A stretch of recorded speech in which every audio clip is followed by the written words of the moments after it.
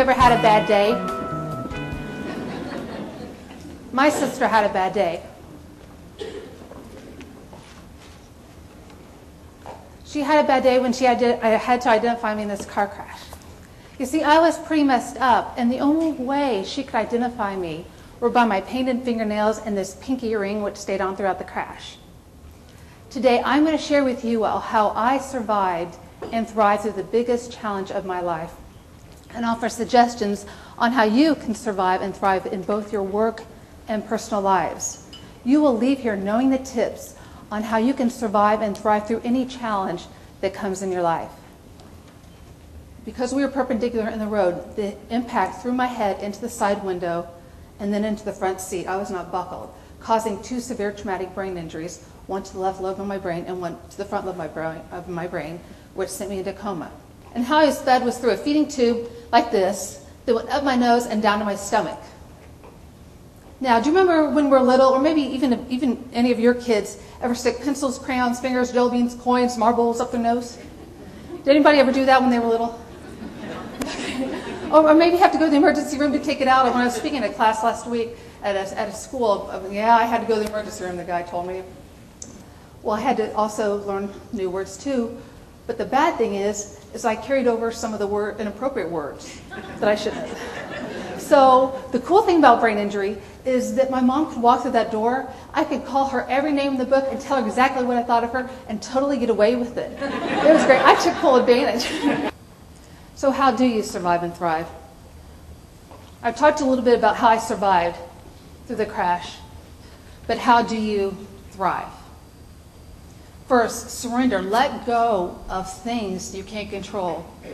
Let go of things that have happened to you in the past. Have you ever said to yourself, I will never get ahead in this company. I seem to always attract the wrong relationships. If someone comes up to you and says, hey, how you doing? You say, I'm hanging in there. I'm fine. I'm okay. That type of response is your thought.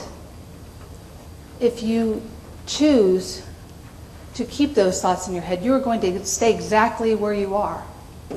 So let go of the past. If there are things that happened to you in the past that are keeping you where you are, let go of that. Other ways positive attitudes can help us. Allows us to live longer, healthier lives. Helps to cope with life's daily activities. Again, not doing the negative self-talk. Helps us manage and handle stress, because if we handle it incorrectly, stress will handle us in a bad way. And leads to happiness and success. The P in steps, persevere. Persevere with fortitude and determination. Okay, let's break this down. Persevere. Be steadfast. Stay to the course. Fortitude, strength. Strength when you don't have any more. Strength is when burnout is not an option. Strength is keep on keeping on. I mean, how many of us have been to the point where we've been burnt out, but we just keep putting on, like for an agent, if an insured comes in your office and they need something right away and it's the end of the day, 3:30 or 4 o'clock, and you're just burnt out. Fortitude gets you to that point. And each one of us, the good news is, has some degree of fortitude.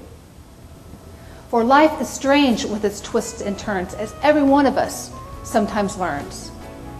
But many a coward turns about when he might have won had he stuck it out. But he learns too late when the sun goes down how close he was to that golden crown. Victory is defeat turned inside out, the silver tint of clouds of doubt. You may never know how near you are. It may be close when it seems afar. So stick to the fight when your hardest hit. It's when things seem worse that you must not quit. And that, my friends, is how you survive and thrive.